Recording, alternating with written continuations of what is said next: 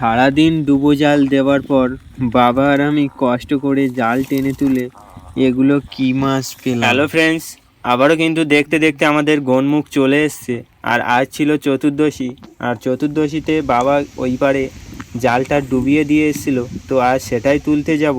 আর এখানে আমার আসার আগে বাবা কিন্তু এসে নৌকায় গিয়ে বসে আছে। আর চারি সাইডে প্রচুর মেঘ করেছে, দূরে সাদা হয়ে ওটা বৃষ্টি হচ্ছে। তো আমিও হাঁটতে হাঁটতে নৌকার ধারে চলে আসলাম। আর বাইরে এতটা জোরে বৃষ্টি হচ্ছিল যে ঠিক করে তাকিয়ে থাকাও যাচ্ছিল না। তো নৌকার কাছে এসে নৌকাটাকে চর থেকে নামিয়ে বেরিয়ে পড়লাম ওই পারে যাওয়ার জন্য। তো বৃষ্টির মধ্যে বোট চালানো আর সুন্দরবনের অপরূপ দৃশ্য দেখতে দেখতে আমরা কিন্তু ওই পার ভাই যাচ্ছিলাম। আর বাবা কিন্তু নৌকার ভিতরেই আছে, বৃষ্টি হচ্ছে বলে বাইরে বের হচ্ছে না। দেখতে দেখতে কিন্তু আমরা এই পারে চলে এসেছি। আর দূরে ওই যে জালের ছোলটা দেখা যাচ্ছে, তো এখন ওটার কাছেই যাব। বৃষ্টির পর কিন্তু বিকালে সুন্দরবনের চারিপাশটা দেখতে কিন্তু সত্যি খুবই অসাধারণ লাগছে। তোমাদেরকে কেমন লেগেছে অবশ্যই কমেন্ট করে জানাবেন। তো আমরা কিন্তু জালের কাছে চলে এসেছি।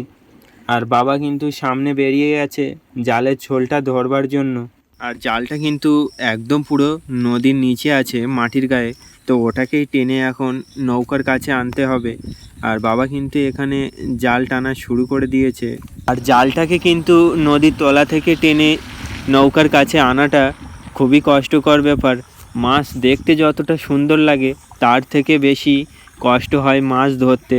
তো যারা মাছ ধরে তারাই কিন্তু একমাত্র জানে যে সারাদিন নদীতে জাল ফেলে রাখার পর সেই জালে কোনো মাছ যখন না ওঠে, 200 থেকে 300 টাকা ইনকাম না হয়, তখন কতটা কষ্ট হয় সেই জালটাকে টেনে নৌকার উপর উঠাতে। বাবা আর আমি এখনও পর্যন্ত জালটাকে টেনে কিন্তু নৌকার কাছে আনতে পারিনি। তো বেশ কিছু সময় পর কিন্তু ফাইনালি জালটাকে আমরা নৌকার কাছে নিয়ে আসি। তো নৌকার কাছে আনার পর বাবা কিন্তু এখানে সামনে শলিটা মেরে নিচ্ছিল। এই যে জালটা পুরো উঠে গেছে নৌকার কাছে। তো চলো জালটাকে ঝেড়ে এখন নৌকাতে টেনে তুলে নেওয়া যাক। বাবার আমি দুজনে একসাথে মিলে জালটাকে কিন্তু ঝেড়ে ঝেড়ে নৌকাতে তুলছিলাম, কারণ প্রচুর হাবজা পড়েছে, ডুবো জাল দেওয়া ছিল।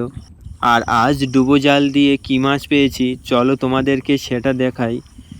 তো এত সময় কষ্ট করার পর কিন্তু এখানে কিছু ভোলা মাছ আর কিছু আমাদি ছাড়া আর কিছুই পড়েনি। আর ভোলা মাছগুলো কিন্তু এখনও জীবিত ছিল। দুই সাইডের হাতল টেনে তোলার পর কিন্তু আমরা মাছগুলোকে বেছে নিয়ে বাড়িতে যাব। তো চলো আজকের ভিডিও এই পর্যন্তই, দেখা হচ্ছে নেক্সট ভিডিওয়।